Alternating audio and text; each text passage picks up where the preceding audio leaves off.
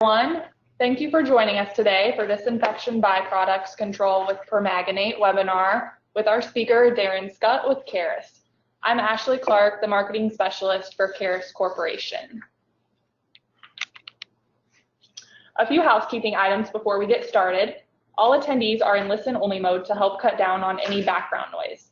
If you have any questions, we encourage you to submit those throughout the presentation using the question pane in the GoToWebinar panel or email us directly. If you submit questions through GoToWebinar, we will receive a report with the question and your contact information to follow up directly after the webinar. If you are interested in receiving a PDF or recording of the presentation, please contact us. We encourage you to share the recording within your network. Here are a few ways to find us. We have listed our website and general sales and marketing email address, as well as my email address. Do you receive our email blasts for upcoming webinars, presentations, trade shows, and technical information on our various solutions? If not, sign up on our website. You can find the Join Our Email list on any landing page on the right-hand side. Be sure to select the industry when signing up to ensure you receive the most targeted information for your needs. And we can't forget to mention our social media platforms. We encourage you to connect with our Carus Corporation page, as well as our team members on LinkedIn, where we are often sharing upcoming events, including webinars, industry articles or news, sharing relevant posts from other industry experts, and more. Listed here are links you can visit for upcoming webinars and our website. At this time, I would like to take the opportunity to introduce our speaker, Mr. Darin Skutt. Darin has worked for Carus Corporation for over 20 years. As the technical marketing specialist, Darin conducts laboratory testing and product demonstrations for Carus Corporation, municipal, industrial, and environmental customers and prospective new customers. These product demonstrations include technical training, safety presentations, and installation of safe chemical handling and dosing systems. He is a graduate of Illinois Wesleyan University, Bloomington, Illinois, with a Bachelor of Science degree in Chemistry, ACS certified. Mr. Skutt is a member of AWWA, Water Environment Federation, and the American Chemical Society. Good morning. So our agenda for today during this presentation, we're going to talk about your options for permanganate products, some disinfection byproduct rule, the permanganate demand jar testing, and then some case studies from real-world applications at plants using permanganate for disinfection byproduct control. So your options for feeding permanganate will be two. You can use CAIROX potassium permanganate, which is going to be available in the dry form, pictured on the right-hand side of the screen. So it looks like purple sand. The chemical formula for potassium permanganate is KMNO4. You're typically going to see it in granular crystal forms like you saw in that picture. It has a shelf life that's stable and keep indefinitely if stored in a cool, dry area in closed containers. So the permanganate you buy in the closed container will be good a year from now, 5 years from now, 10 years from now if you don't use it immediately. One thing you do want to keep in mind, it does talk about keeping it in a cool, dry area. Dry permanganate does pick up moisture from the air. The product that's mostly bought is free flow grade, so that helps eliminate some of those issues with clumping, but you don't want to keep the product exposed to the air if you can help it, because it will pick up moisture and get lumpy. One of the things to keep in mind when you're using CAIROX potassium permanganate is that typically you make it into solution prior to applying it to the drinking water for its application. Generally, the solution that's made is a 3% solution, which is a 1/4 pound of dry permanganate per gallon of water, and then you'll meter that in directly to the water for your application source. At room temperature, the max solubility of potassium permanganate is 5%. So above 5%, you'll end up with crystals in the bottom of the tank, which could then have issues with your pump. So you always want to be below that 5% if you're making a solution for dosing. The other option that you have is CARUSOL liquid permanganate, pictured as the dark purple liquid that you see to the right, and then as you dilute it down, it will take on a lighter and lighter purple color. CARUSOL liquid permanganate is sodium permanganate, so it's NaMnO4. You're always going to see it in the liquid form. And the shelf life for this product is also stable, and it will keep indefinitely if stored in a cool, dry area. Sodium permanganate is sold as either 20% or 40% solution, and it'll be good 6 months, a year, 5 years. It'll still be at that same 20 or 40% solution. So that helps our customers that may only feed for part of the year. They may feed just in the summer months, and then they'll store the product over the winter months and then start feeding again in the spring of the year, and the product will still be 20% or 40% active, so there's no loss in strength. The CARUSOL liquid permanganate, which is sodium permanganate based, has a max solubility up around 60% at room temperature, but it's typically sold in 20% and 40%. The product is available in 55-gallon drums, 250-gallon IBCs, or bulk up to 4,000 gallons. You're always going to see sodium permanganate sold as a liquid version in the system. There is no dry version of this product that's available. It doesn't matter whether you choose potassium permanganate or sodium permanganate. It's going to have the same pink to purple color when you apply it to solution, and all the reactions with the constituents in the water will be the same. One of the ways you'll hear us talk about in this presentation is permanganate concentration is frequently expressed in milligrams per liter, which is the same as parts per million. The picture that you see here shows different levels of permanganate in water, varying from as low as 0.5 milligrams per liter all the way up to 100 milligrams per liter. A typical drinking water application is going to be somewhere in the 0.5 to 1 milligram per liter range, which will be the very light pink color that you can see in the picture in those volumetrics. One of the other things to keep in mind when you're using permanganate in drinking water applications is that there are two standards that the permanganate should meet before you apply it to drinking water. There's the ANSI AWWA B603-16 standard, which lists permanganates, both potassium permanganate and liquid permanganate, sodium permanganate. So your product needs to meet that regulation. The other one is NSF standard 60 for drinking water additives, is the other regulation that you want your product to meet.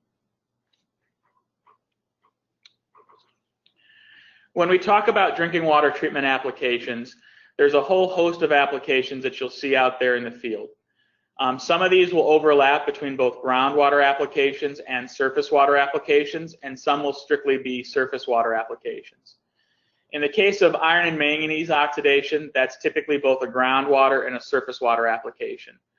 Taste and odor tends to be a surface water application, although it could be hydrogen sulfide in groundwater that could cause taste and odor issues.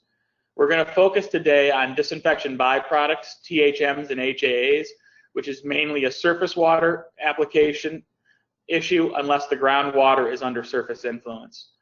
Color could also be a surface water or groundwater application. And finally, what you see on the list, arsenic and radium are typically just groundwater applications. One of the things to keep in mind as we talk about disinfection byproducts is if you have some of these other issues in your water, you're going to have to treat all of them combined at once to get to your target goal.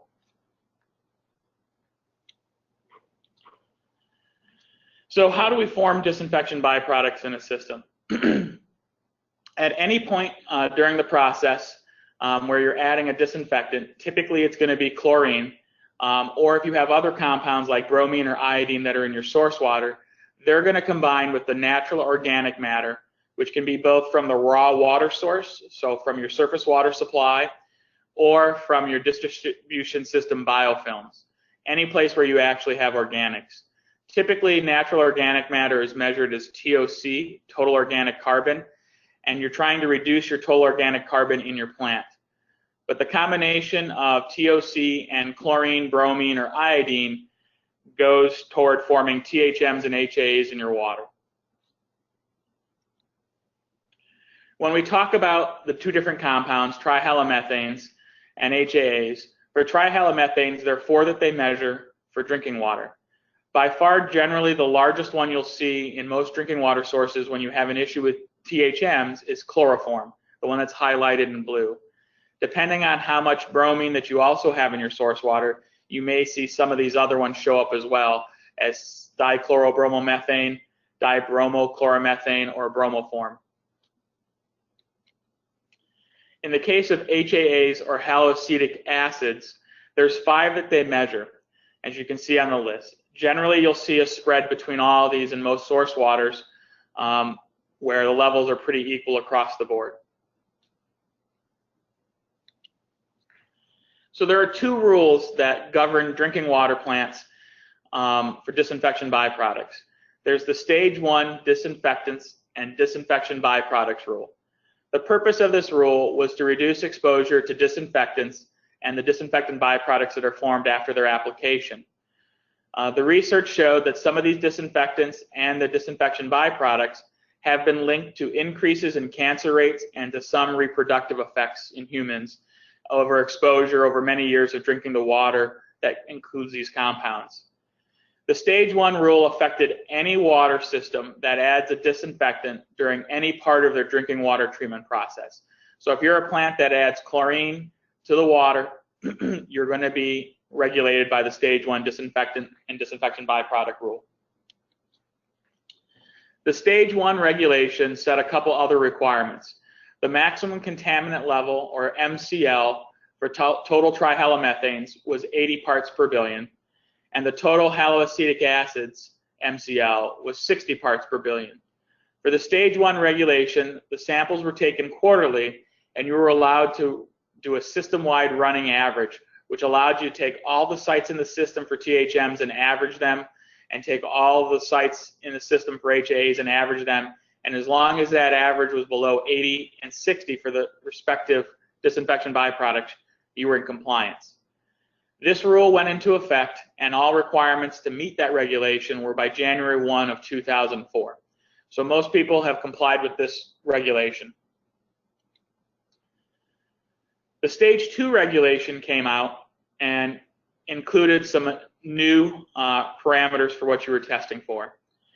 The first part was you had to do a new initial distribution system evaluation, which was basically you had to go out and pull samples for THMs and HAAs throughout your distribution system and identify locations with high disinfection byproduct concentrations. What this did was a lot of times your sites would be the same for both THMs and HAAs, but in some systems, depending on what type of water quality they had, sometimes sites for THMs would be higher at certain points and other sites would be higher for HAAs. So what you were to do was to find those sites and then use those as your monitoring purposes for those high sites in your system. The other part of the regulation was the locational running annual average. You were to monitor and meet the MCLs at each monitoring location. What this meant was you were no longer able to average all the system sites throughout your distribution system together to get into compliance. You basically had to have each site in the distribution system meet the MCL on its own. So your high sites that typically stayed high now had to come down average-wise to meet that regulation. What this was called was risk-targeted monitoring, meaning that each site in your system was going to comply with the regulation, that you weren't using some of the low sites to average with the high sites to get into compliance. Some of the other things that the regulation set out was that if you had a significant excursion, which meant basically a short-term peak in your disinfection byproduct levels that was going to spike up your average, you had to review your operational practices and work with your local state agency to identify actions to prevent future excursions. The rule was finalized in January of 2006, and all systems were to comply with the stage 2 disinfection byproduct rule by October 1 of 2013. To this day, there are still some systems that are struggling with the stage 2 disinfectant and disinfection byproduct rule. So there's a couple strategies that you can have when you're working for disinfection byproduct control. As we talked about earlier in the presentation, it's really the application of your chlorine in your plant plus the natural organic matter that you have that's going to form THMs and HAAs in your system. So one of the easiest things you can do is move the chlorination point to as far back in the process as possible. Typically what this will do is you can lower your disinfection byproducts by 40 to 70% by just moving your chlorine from the front of the plant to either right before the filters or right after the filters. Unfortunately, that causes 2 issues in most drinking water plants. It's going to delay your disinfection, so you're going to have to make sure that you have enough contact time at the back of your plant to get your disinfection credits. The other thing is chlorine in a lot of drinking water plants is used as the primary oxidant, which means it's being used to oxidize iron and manganese. It can also be used to oxidize some taste and odor compounds.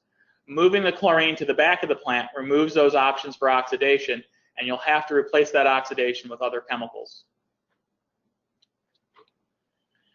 So your options for disinfection byproduct control, in this case, we're going to focus solely on permanganate. Typically what you're going to do is you're going to replace the free chlorine at the front of your plant with either potassium permanganate or sodium permanganate. We typically like to go at the intake if possible to give you more contact time rather than at the rapid mix at the plant. The idea being you're going to give the permanganate all the time it has to react with the natural organic matter in the water prior to getting to your chlorination step all the way back at the plant. Removing those precursors, a natural organic matter from the water, will reduce the chlorine demand of the water at the back of the plant. Typically what we would see from the addition of permanganate is maybe another 5 to 20% in disinfection byproduct control at the back of the plant by removing those precursors. One of the things that permanganate also will provide is it can oxidize the iron, the manganese, any kind of taste and odor compounds that you may have in the system. And because the permanganate forms manganese dioxide, that may also help aid in coagulation because you are forming a solid that the coagulant can grab onto. One thing that to keep in mind is that permanganate forms no disinfection byproducts when you apply it. If you choose one of the other pre-oxidants that you can use, they also do form some disinfection byproducts. In the case of chlorine dioxide, if you use that as a pre-oxidant, you do have a chlorite limit of 1 milligram per liter as an MCL daily that you have to measure as a disinfection byproduct.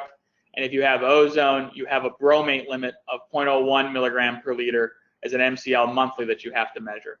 So just keep in mind, if you apply permanganate, there are no disinfection byproducts that you have to monitor in addition to the normal ones when you apply it.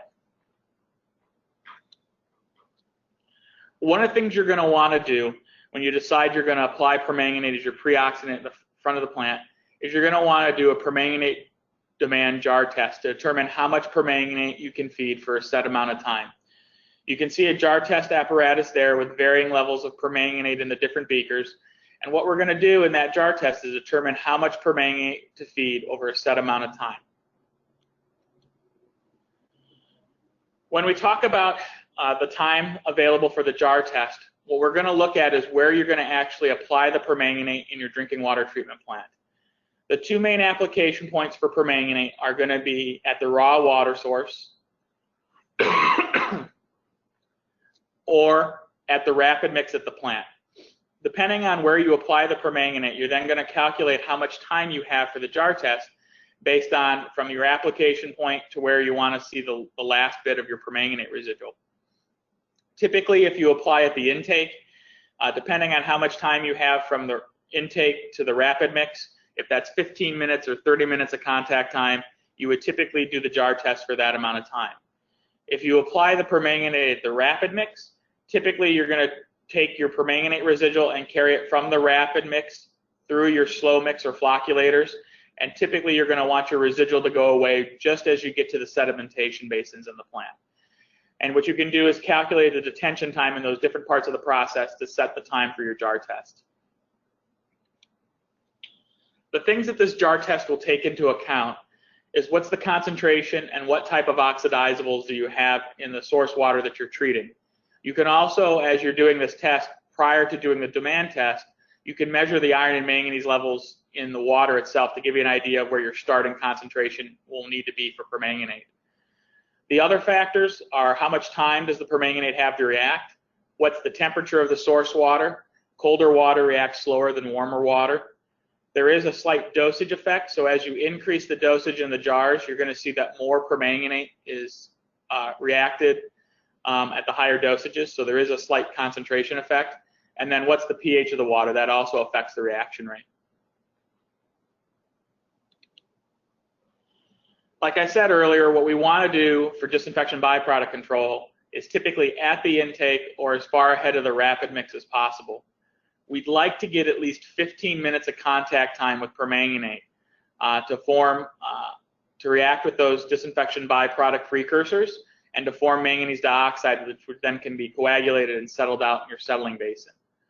One thing to keep in mind is you would like to not add the permanganate at the same time as carbon, polymers, or chlorine, and each for slightly different reasons. In the case of carbon and permanganate, there is a reaction between the two where the carbon will remove some permanganate residual, so you're not the most efficient if you add both chemicals at the same time because there is a reaction between the two. In the case of polymers or your primary coagulant, permanganate, if it's added at the same time, you'll be forming solids while you're trying to coagulate, so you can have some issues with coagulation where you might need to tweak your dosage to get the best settling in your settling basins. The last one, chlorine, the reason you're moving the chlorine is as you're forming disinfection byproducts, the THMs and HAAs, once those form, the permanganate can't react with that byproduct at that point in time. So you're going to want to move the chlorine to the back of the plant and apply the permanganate only by itself, so you can remove that stuff before it forms a THM and HAA. Typically, from your application point to where you want to have your control point, you're typically going to want to measure a slight residual going into the rapid mix, or if you're feeding at the rapid mix, going into the settling basins of about 0.1 milligram per liter. This is so that you know that you can adjust your dosage up or down based on changing water quality in your plant. So the jar test that we recommend you do is the permanganate value over time. What this is setting up is the amount of permanganate that can be consumed in a specific amount of time. And it takes into account all those factors I discussed earlier, such as temperature, pH, your initial dose, and how much oxidizable material that you have in the water itself. What you're going to want to do is obtain the raw water and record the temperature of it. Using a graduated cylinder, you're going to separate that out into 5 or 6 1-liter samples and try to maintain the original temperature during your test. What that means is basically when you grab your water, do your test immediately. And if you're going to do a second set of tests, you'll want to grab fresh water for your new test rather than grab the test water that you had sitting around for an hour or so. What you're going to do is make a stock solution of permanganate, and you're going to dose, typically, if you're doing this without any background, you'll dose anywhere from 0 to 3 milligrams per liter, and give yourself a few minutes between each dose so that you can pull samples and measure the permanganate residual in between them. After you determined your detention time in your plant, that's what you're going to use in the jar test. So if that time's 15 minutes, you'll grab samples from each of those jars 15 minutes after you've added the permanganate, and you'll come back and measure the permanganate residual. Once you have all that data, which is the amount of permanganate that you've dosed versus the amount of permanganate that's left behind in each jar, you can plot that on a graph to determine what's the best demand for your water based on the water you just tested. In this case, this was a 15-minute demand that you see in the graph at a surface water plant. And we dosed 1 milligram, 2 milligram, 3 milligram, and 5 milligrams per liter in the jars to give us a wide spread of dosages. We came back and measured the residuals, and after 15 minutes, you can see that there had been some decrease in residual. By doing this plot, what it told us was that roughly in about 15 minutes, the water was going to chew up about 0.4 milligrams per liter of permanganate. So if you went to the plant and were to apply 0.4 milligrams per liter of permanganate to the raw water, about 15 minutes later, that residual would be just about completely gone. So it's a way to set up your dosage in your plant and also set up a control point at that 15-minute spot in your plant so that you have a place to measure your residual where it should just about be gone.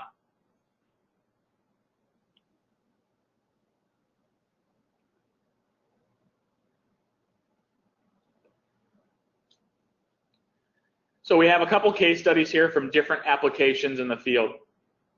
The first one was a pre-oxidation case study using CARUSOL. The plant was looking at manganese removal and disinfection byproduct control. The background of the plant was it was a groundwater that was under direct surface influence. The flow through the plant was 5 mgd through 2 separate active flow trains. Water temperature was 35 degrees Fahrenheit or less. The manganese, depending on what was going on the surface water, would be anywhere from 0.2 to 0.45 milligrams per liter coming through those wells. And the THMs in the plant were above 80 parts per billion because they were adding pre-chlorine at the front of the plant to oxidize the manganese.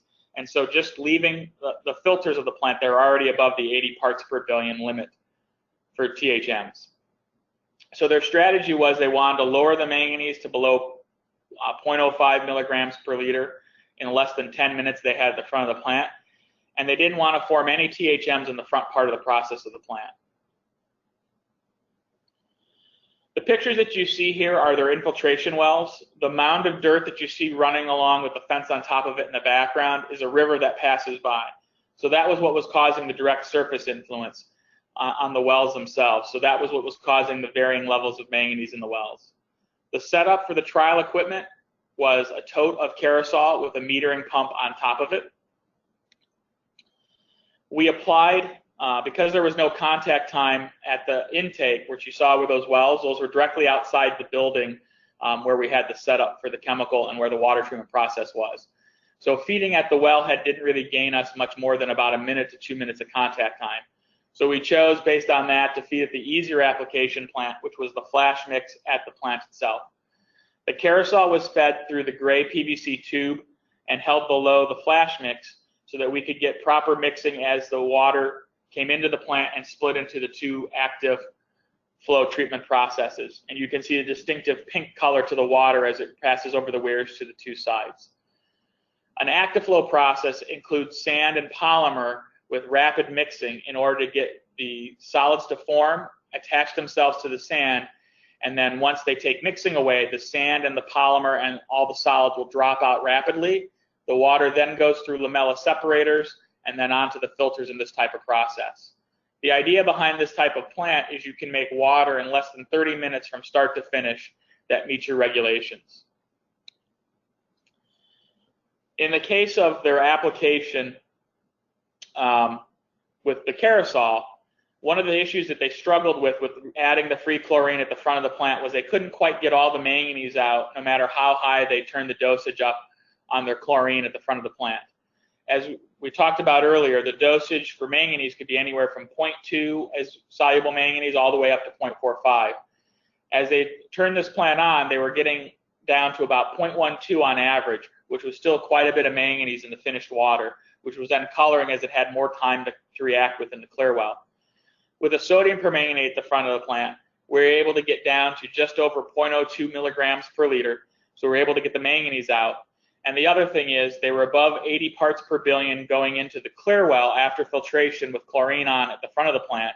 Now with the sodium permanganate at the front of the plant, they had no THMs going into the clear well, which was now going to be their first point for applying chlorine to the water. This got them into compliance with the disinfection byproduct levels that they needed to have, plus it also helped them get manganese removal in their system.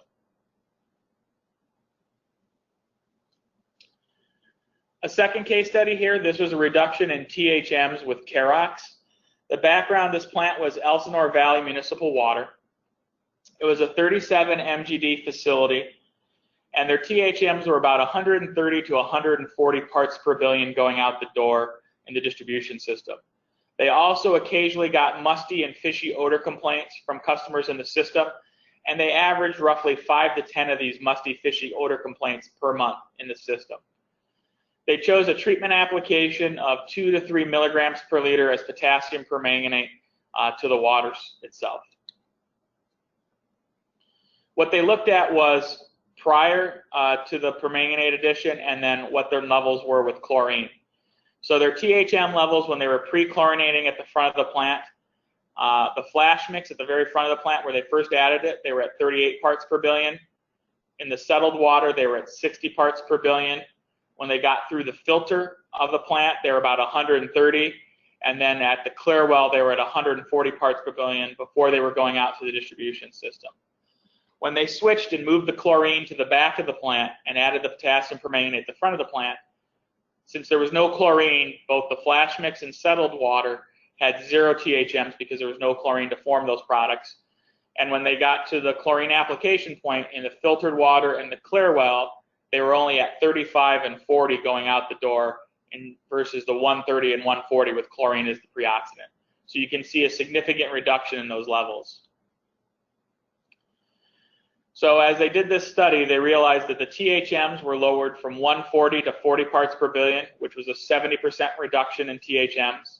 The other thing they noticed is with the pre-chlorine on, they still had those fishy odor complaints in the distribution system, and they dropped from 5 to 10 per month to 0 with the permanganate as the pre-oxidant. So they also eliminated another issue that they had in the system.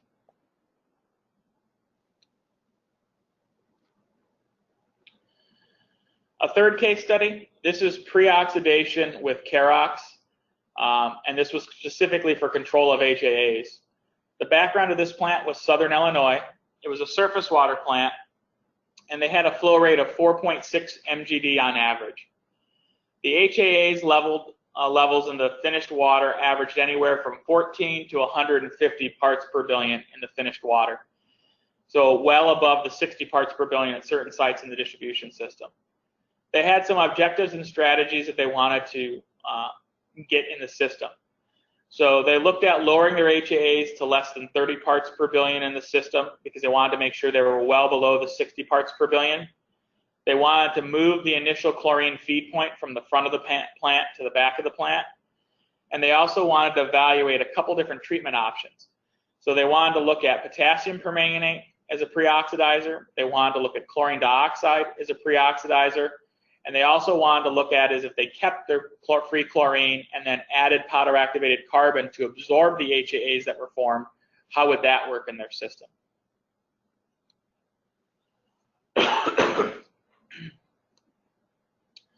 So as they did the test with permanganate, they had their pre-chlorine on, and you can see that as the water temperature increased, their THMs increased because they also had more organic loading in the water at that time. So as the water temperature increased from 60 degrees, their HAAs averaged about 20 parts per billion. As it increased as they moved from May into June and later June, they increased all the way up to 45 parts per billion. They turned on the permanganate and moved the chlorine point in the plant. And initially the dosage was about 0.5 milligrams per liter with permanganate, and that was able to knock the HAAs from 45 down to about 30. As the water temperature warmed up, the level bounced up a little bit more for the HAAs, back up to 45. So they increased their permanganate dose at the front of the plant up to 0.75, and then finally up to 1, which that pre-oxidant addition of permanganate was starting to drive the levels lower and lower. So we went from the 45 down to 30, and then down to about 22. So as they increased the permanganate, they were able to remove more precursors, so they had less HAAs that were forming in the system. They did this same type of testing with all the different chemicals that they used. So what they found for their treatment process was about 1 milligram per liter of potassium permanganate was a good dose to get them control of HAAs and meet their target goal of less than 30 parts per billion on HAAs. They also did the same thing with powder activated carbon, and they found a dosage of about 2.7 milligrams per liter of powder activated carbon was able to absorb any HAAs they formed to get them below the 30 parts per billion. And then they also found that their chlorine dioxide dosage, if they used that as one of the options, was about 1 milligram per liter dosage. What they did was then evaluate the cost for each of those chemicals, including the feed equipment that was required to feed those chemicals. And the cost worked out that permanganate was the cheapest option, about 0.011 cost per 1,000 gallons treated. Carbon was slightly more expensive at 0.018, and chlorine dioxide was the most expensive at 0.021. So they chose potassium permanganate as their option. Some of the things that the plant looked at in addition to doing these 3 different treatment trains was they were able to remove the chlorine, they were able to control their HAAs, which were their primary goals in the system. One of the other things they noticed is with the addition of permanganate, they were still able to control their taste and odor complaints in the system. They were also able to keep the iron and manganese out of the system by oxidizing it, so they didn't have any issues with that. One of the interesting things that they noticed was they actually had better flock settling and were able to actually turn their coagulant down slightly because of the MnO2 helping with their coagulation process. So they saw a slight benefit in coagulation from the addition of permanganate. So they saw a whole host of benefits by applying CAIROX at this plant.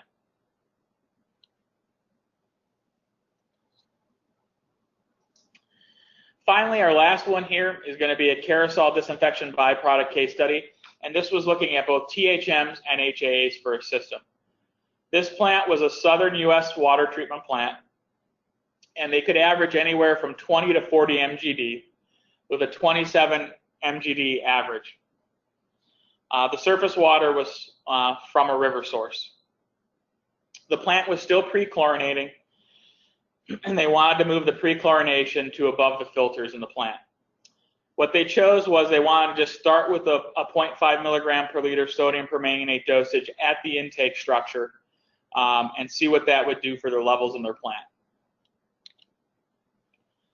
What they decided, because they were evaluating this process, is they wanted to do this in a two-step process.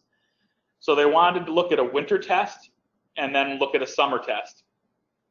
So the winter test was they chose that they were going to apply permanganate in January and February and then measure their THMs and HAAs in the system during that time.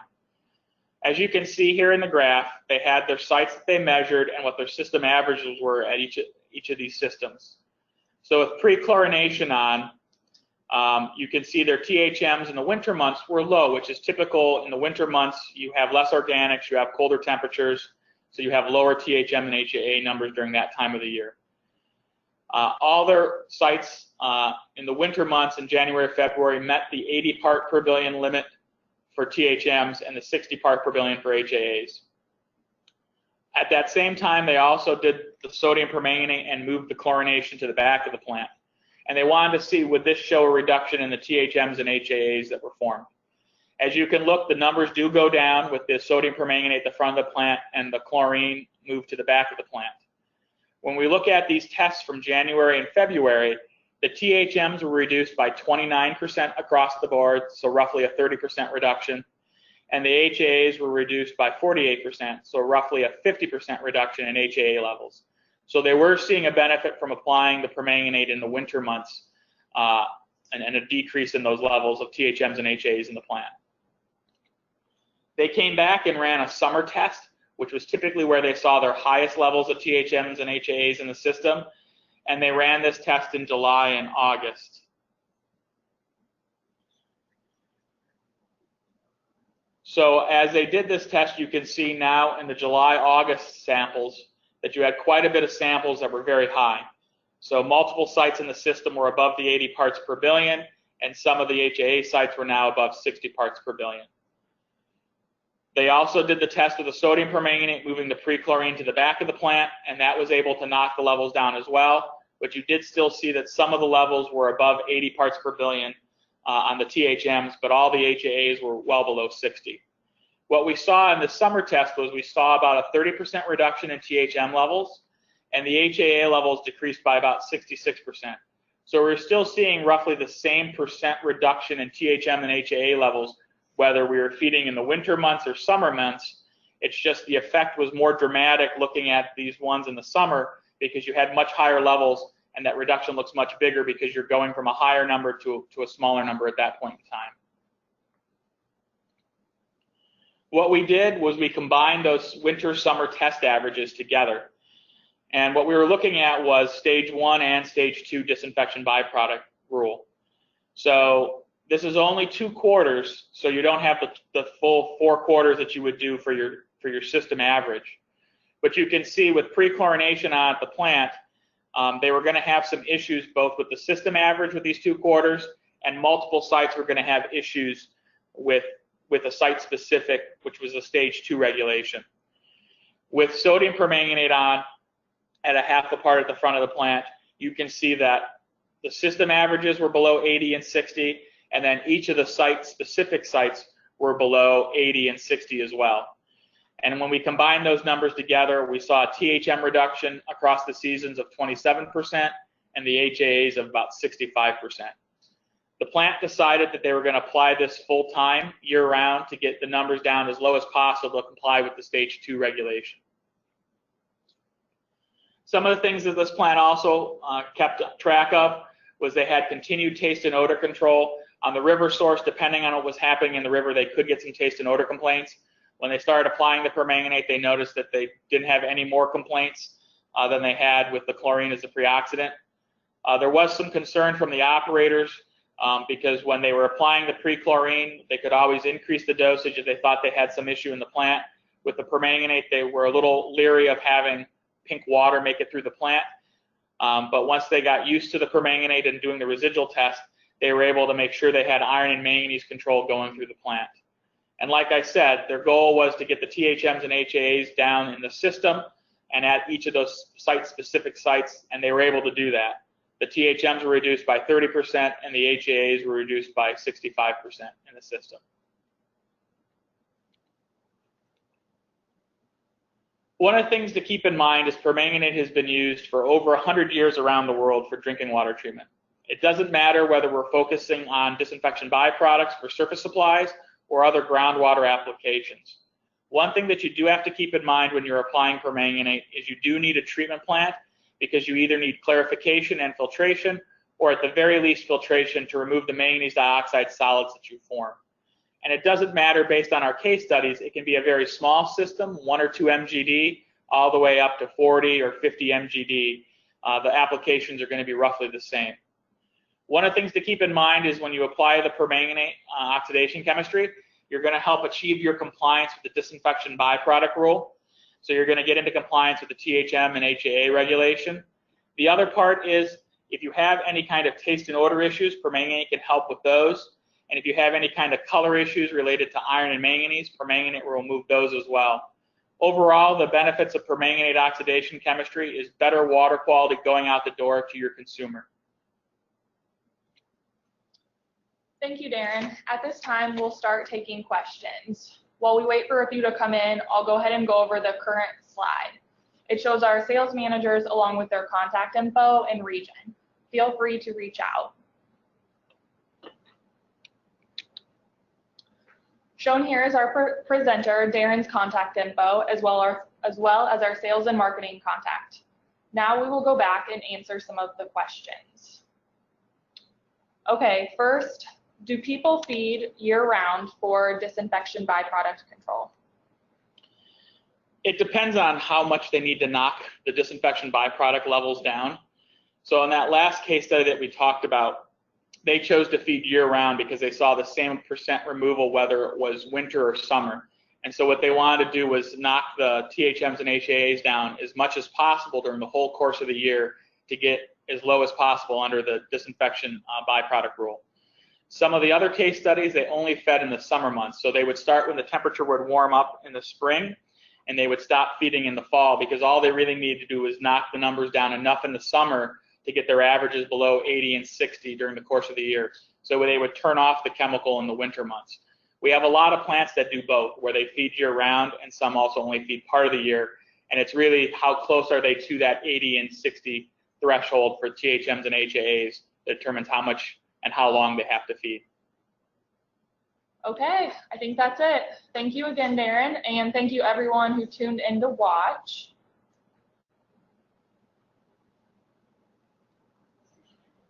It looks like we have one question. Can we get a hard copy of this presentation? Absolutely.